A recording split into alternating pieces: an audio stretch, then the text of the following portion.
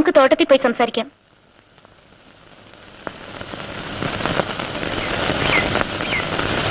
നിന്റെ അമ്മയും ചേച്ചിയും എന്നെ ഒരു ജോലി ഏൽപ്പിച്ചിട്ടുണ്ട്. നീ എത്രയും വേഗം വിവാഹം കഴിക്കണം. അതിനുള്ള ആളെ അവർ കണ്ടുവച്ചിരിക്കുക. രേഖ, ഞാൻ വിവാഹം കഴിക്കുന്നത് എന്റെ മനസ്സിന്റെ തൃപ്തിക്ക് വേണ്ടിയല്ലേ?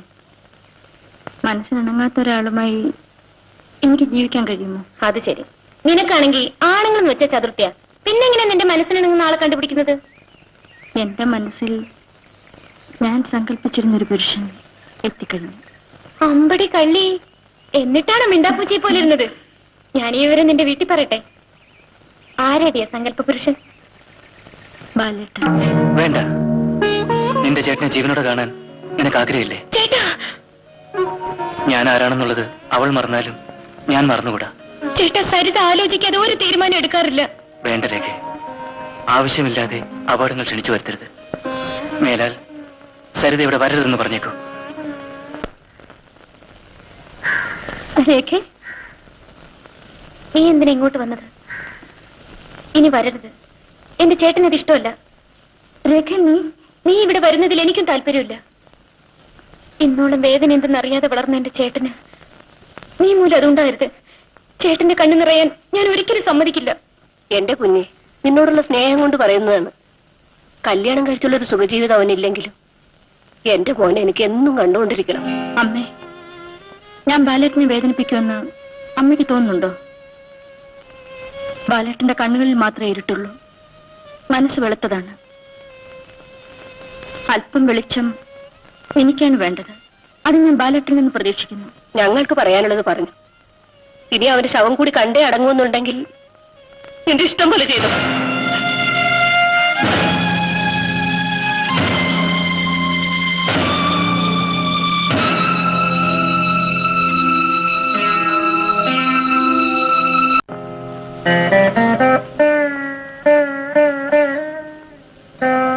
ബാലേട്ട. സരിതയോ? സരിത ഇങ്ങോട്ട് വരരുതായിരുന്നു. വിവരങ്ങൾ രേഖ പറഞ്ഞില്ലേ? ബാലേട്ടൻ പറയുന്നത് കേൾക്കാൻ വേണ്ടിയാണ് ഞാൻ ഇങ്ങോട്ട് വന്നത്. എന്നോട് ഇത്ര വെറുപ്പാണോ?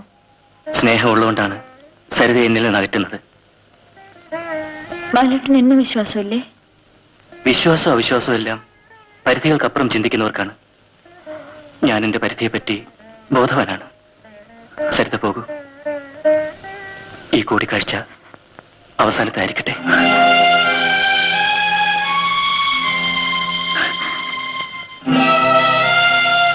ബാലേട്ടൻ പോകാൻ പറഞ്ഞിട്ട് ഞാൻ പോകാതിരിക്കുന്നത് ശരിയല്ല.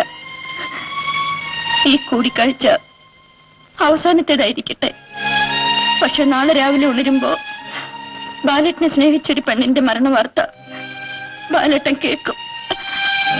അപ്പൊ അവക്ക് വേണ്ടി 2 തുള്ളി കണ്ണീരെങ്കിലും നഷ്ടപ്പെടുത്താനുള്ള സന്മനസ് ബാലേട്ടനുണ്ടാവുമല്ലോ. സരിത,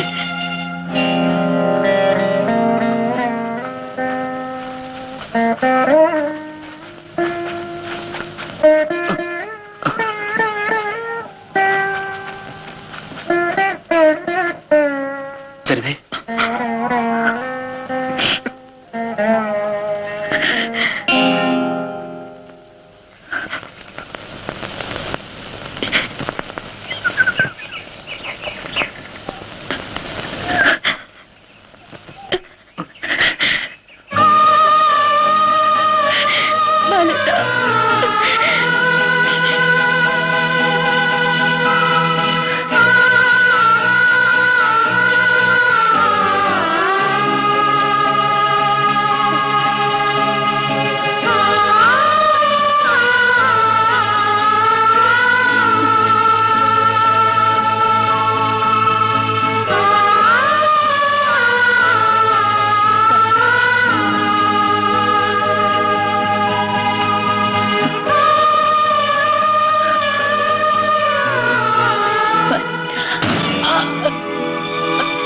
പാവത്തിന് സിഗരറ്റ് വെച്ച് കൊള്ളി. നിന്റെ അമ്മയുടെ പെണ്ണമക്കാൻ വഴി വിടുന്നു.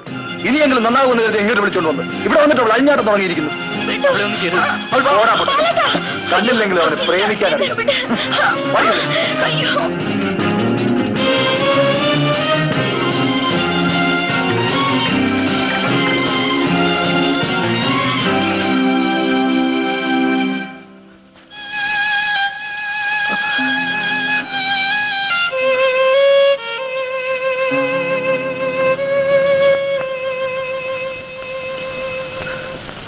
എന്താ മോളെ ഇത്? നീ ഇനിയും ഗുണം പിടിക്കാനുള്ള ലക്ഷണമില്ലേ? ഇവള് കാരണം ബാക്കിയുള്ളവർക്ക് മറ്റുള്ളവരുടെ മുഖത്ത് നോക്കാൻ പറ്റാതായിട്ടുണ്ട്. ഞാൻ മരിച്ചാൽ നിങ്ങൾക്കൊക്കെ സന്തോഷമാവും അല്ലേ? സുകുമാരൻ നായരും നീയുമായിട്ടുള്ള വിവാഹം ഉറപ്പിക്കാൻ പോവുകയാണ്.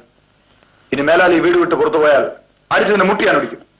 ഒരു രണ്ടാം കെട്ടുകാരനെ എനിക്ക് വേണ്ടെന്ന്. പൊട്ടക്കണ്ണനായാലോ? അതെന്റെ ഇഷ്ടം. പൊട്ടക്കണ്ണനായാലും ഞൊണ്ടിയായാലും കൂടെ ജീവിക്കാൻ പോകുന്ന ഞാനാണ്. അമ്മേ, ഞാൻ പറയാനുള്ളത് പറഞ്ഞു കഴിഞ്ഞു. ഇനി ഈ നില തുടർന്നാൽ എനിക്ക് മറ്റു പല തീരുമാനങ്ങളും എടുക്കേണ്ടി വരും. ഈ വീട്ടിൽ നിന്ന് ഇറക്കി വിടുമായിരിക്കും. പട്ടിണിയായാലും കയറിക്കിടക്കാൻ ഞങ്ങൾക്കൊരു വീടുണ്ട്. കടം ചലിക്കാടി. അല്പം പഠിപ്പ് കൂടിയത് കൊണ്ട് ഇങ്ങനെ കിടന്ന് അഹങ്കരിക്കരുത്.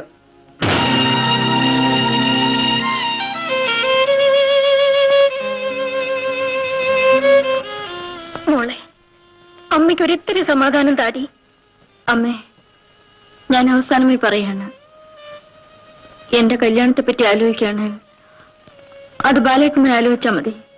ഒരു നേരത്തെ ആഹാരം തരാനുള്ള കഴിവ് പോലും അവനില്ലല്ലോ. എനിക്ക് എങ്ങനെയും ജോലി കിട്ടും. എന്റെ ശമ്പളം കൊണ്ട് ഞാനും ബാലേട്ടന് സുഖമായി ജീവിക്കും. നിന്നെ കുറിച്ച് എന്തെല്ലാം ആഗ്രഹങ്ങൾ വെച്ച് വളർത്തിയതാ. ഓരോരുത്തർക്കും ഓരോ വിധിയുണ്ടല്ലോ. ഇതാ ബാലുമമ്മി ചോക്ലേറ്റ്. ഇന്ന് എന്താ വിശേഷം അറിയാവോ? മിനിക്കുട്ടി പറഞ്ഞാലേ അറിയൂ. ഇന്ന് എന്റെ പെരുന്നാളാ. ആണോ?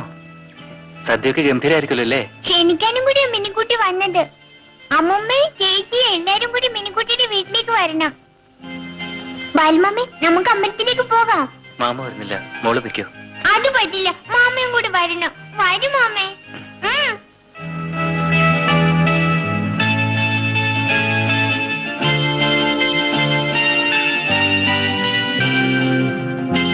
മാമേ, ദേവി തൊഴണമെങ്കിൽ കുളിച്ചിട്ട് വേണം.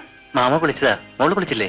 അയ്യേ, ബാലുമാമി ഒരു മണക്കൂസ. പിറന്നാളായിട്ട് ആരെങ്കിലും കുളിക്കാതിരിക്കുവോ? എന്നാ നമുക്ക് കാലും മുഖമൊക്കെ കഴുകാം. ആ, കഴുകാം.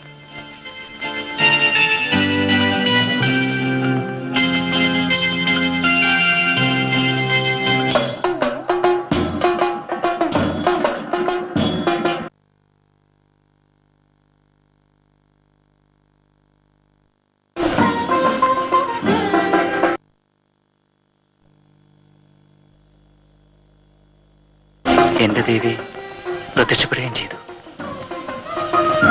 നമ്മുടെ മനസ്സൊന്നാണ് ബാലേട്ട. അത് വേർപെടുത്താൻ ഇനി ആരെ കൊണ്ട് കഴിയില്ല. ദേവി, ഞങ്ങളുടെ ജീവിതം ധന്യമാക്കി തരണേ.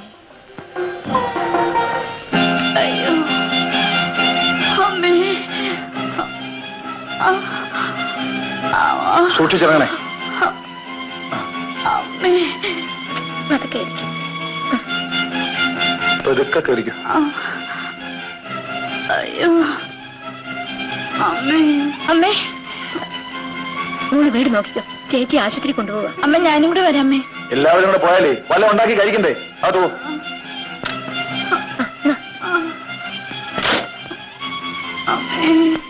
ആ പോകാം.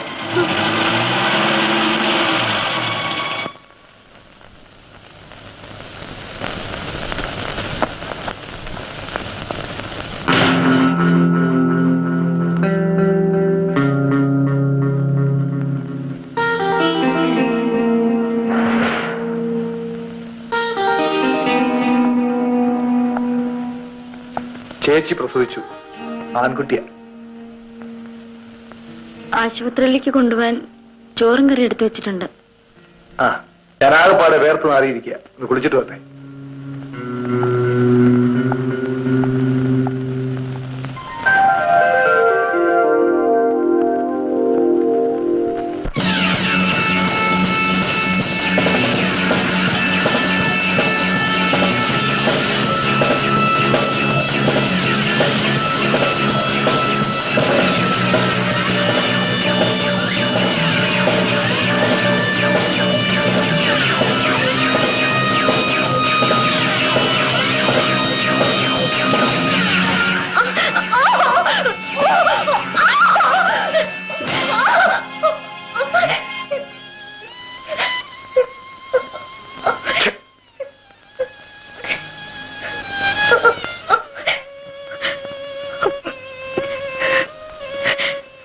എന്നോട് ക്ഷമിക്കേ.